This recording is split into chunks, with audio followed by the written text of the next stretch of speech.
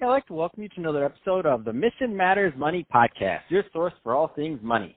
My name is Adam Torres. You can follow me on Instagram at AskAdamTorres. Keep up with my book releases, book tour schedule, signings, all that other good stuff. Always love to connect with you there. And as always, if you'd like to apply to become a co-author of one of my upcoming books, just head on over to the website, missionmatters.com, and click on Become an Author to apply. All right, so I have Gurtej Medi on the line. He's director over at Witness Investment. Gurtej, welcome to the show. Hey, Adam. Thanks for having me back. So for everybody that's listening, just to let you know, this is a very special Reunion 2020 episode. It's when I bring on a guest that I had on the past, and I liked them so much, I had to bring them right on back. So, Gurtej, first off, I don't want to assume that everybody caught our first episode, so let's just start with, I want to talk about Witness Investment today, but before we do that, let's talk a little bit more about your background. So how did you get started in your career and in business? Yeah, absolutely. I graduated from the University of Michigan, go blue, and you hurt my heart. No, I'm just go green. Go ahead, sorry. Oh man, that's something that we didn't cover on our last one. So. My mom went to U of M. It's okay. I'm just playing with you. Okay, there we go. Felt pretty fortunate when I got out. I got I was coming out. In 2010, the economy was kind of picking itself back up, and people were really looking to hire as opposed to 2-3 years ago. You saw a lot of people struggling with finding the job during the Great Recession. So felt really fortunate from just complete timing standpoint. But my first gig was with Hilton Worldwide down in Dallas. Worked in their revenue management department, e-commerce department, and really fell in love with hospitality and eventually with real estate as a whole. And I was cutting the cloth down there as an analyst, and really learned quite a bit from that experience, and still have a lot of great friends down there, and just a bit Hilton biased in my travels still. So I do obviously quite a bit of interviews, and I talk to a lot of people and coming from different angles of real estate. So a lot of people mixed use, or maybe or even multifamily. But we don't get as many people on the show that are in the hospitality side of real estate. What attracts you to that part of the of real estate and the industry itself? Because I feel like hospitality just has some really unique properties. Yeah, absolutely. That's a great question. And it's definitely considered to be one of the more volatile commercial pillar classes. Like you just mentioned, with multifamily, for example, right? You're selling in many cases, you're selling 12-month leases. You have fixed income for those durations. Whereas hospitality, we really look at it as being daily leases. And so, there's pros and cons to that, and the pro is you can really ride upswings significantly faster. And, to give you an example is in multifamily, just picking on that since you brought it up, it's a really strong, stable investment. But let's say you go through 2-3 quarters of economic growth, you're fixed into a 12 or 16 or 18 month lease. You can't necessarily capitalize on it in the moment. You certainly can if the economy is still on an upward swing when that lease renewal comes up. But you're also somewhat capped against what your base price was if somebody is renewing, et cetera. And so with hospitality, you can really just price yourself in accordance to that day's demand, based off of the market that you're in, based off of whole variety of factors. So that's, I would say, the thing that's attractive about hospitality. And at the same time, as things start to slow down, well, you can lower that price point in accordance as well. And you're not, trying to sell something that's 12, 16, 18 months in duration. You're trying to sell one night. It's perishable inventory. Every day that goes by that a room in hospitality is unrented, you can never get that room for that day back. So really critical on having effective pricing strategies out there. Man, that's so interesting. And for some of the people that are listening that haven't maybe heard or don't know anything about it, their mind was just blown when you said it's valued daily. They're like, what?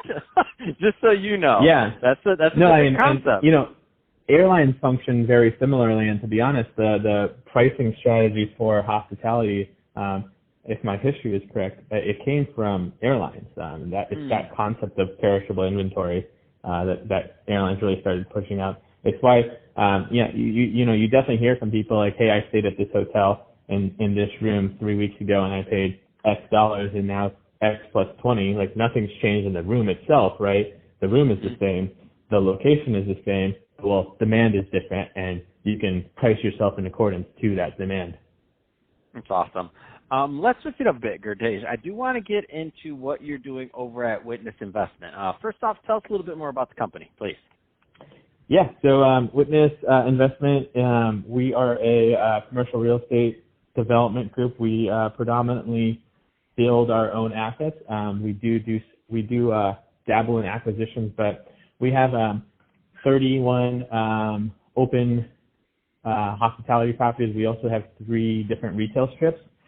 We have a pipeline of 7 properties that are currently under construction.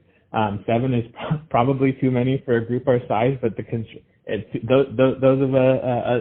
of us who are listening that have spent time in real estate and especially in construction totally understand that construction cycles and construction schedules change so significantly from the day that you break ground to the day that you open. And so we didn't plan to have 7 under right now, but we do. We're very fortunate. We're very happy.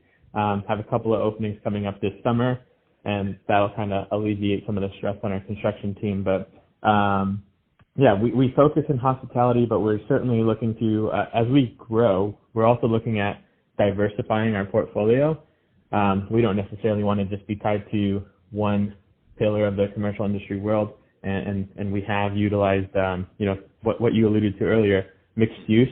We have, for example, in downtown Columbus, a Home 2 that has first floor retail, about 12,000 square feet of retail, 4 different outlets.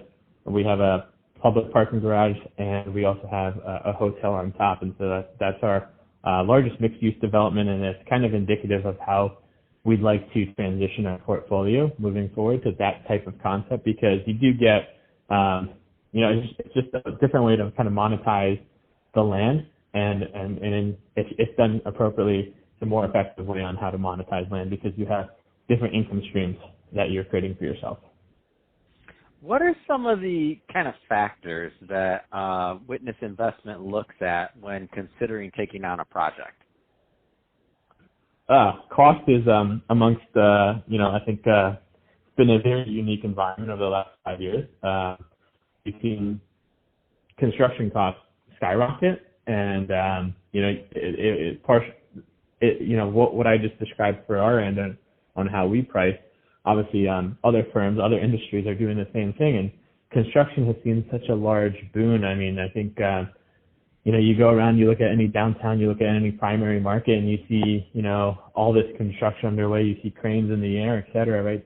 Over the last couple of years in a lot of different towns, we've just seen construction skyrocket. And so, I believe entering 2020, hospitality specifically, it's the most rooms under construction at any point in U.S. history, and so it's exciting in one sense, and on the other sense, we're somewhat concerned about supply impact as well for existing assets, for new markets, and so we really look at what the cost basis is going to be for the expected return. That's essentially what we're looking at. We want to make sure that we hit our investment thresholds that we have had laid out for our company, for our investors. What's the cash on cash yield that they're gonna receive? What type of financing can we put on it? There's a multitude of factors that obviously gets you back to whatever yield the investor is getting and whether or not they're comfortable for that or not. Awesome. So yeah. So Gurtej, so final question, so 2-part question. Number 1, what are typically the right types of clients to work with Witness Investment? Number 2, what's the best way for people to reach out and to learn more? Yeah, I mean, we're that's a great question, Adam. We're, like I mentioned, we're fortunate in the sense that we have been able to grow very quickly. I started in 2014, so 6 years ago almost. It's crazy to think about. Wow. Time keeps flying. But we were 17 properties back then, and now we're, like I mentioned, we're fortunate to be at 31, and a lot of things that, yeah, we worked hard, but we've also gotten very lucky, and so we're looking at things in a different way. Like I mentioned, we're looking at our uses a little bit differently, and with that, we're also looking for different partners, or I guess I should say new partners, in the sense that, like, we've always funded all of our deals internally. That's not necessarily 100% true of who we want to be. We're looking for strategic investors. We're looking, for strategic partners, whether that's on the construction side, because we may not necessarily have the capacity to, for our construction team to build, 3, 4, 5, 6 deals at the same time.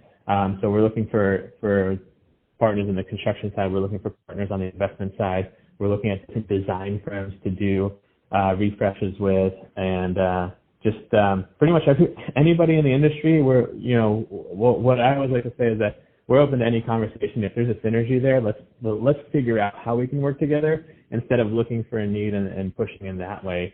I think I may have mentioned on our last chat is, one thing I kind of like is, can I have a beer with you? If so, that's somebody that I would want to work with. And if it's really synergetic, we'll find a way to work together, and we'll find that need together. That's awesome. And what's the best way for them to reach out, Gurtej? You can follow us on Instagram, The Witness Group. You can find us on LinkedIn as well, and then our website, www.thewitnessgroup.com. Awesome. Fantastic. Well, hey, been great having you back on the show for this reunion 2020 episode. Excited to have you back on in 2021, see what's going on over there at the Witness Investment. And to the audience, as always, thank you for tuning in. Hope you got a lot of value out of this. If you did, don't forget to subscribe to the podcast, leave me a review in the Apple iTunes Store, and if you're watching this on our YouTube channel, Mission Matters Money, definitely give us a subscribe there, but also leave us some comments on the video. I mean, love to know what kind of projects and things that you're working on. And Gurtej, thanks again for coming back on the show. Hey, I appreciate it, Adam. Thank you so much. And congratulations to you on all the success, my friend.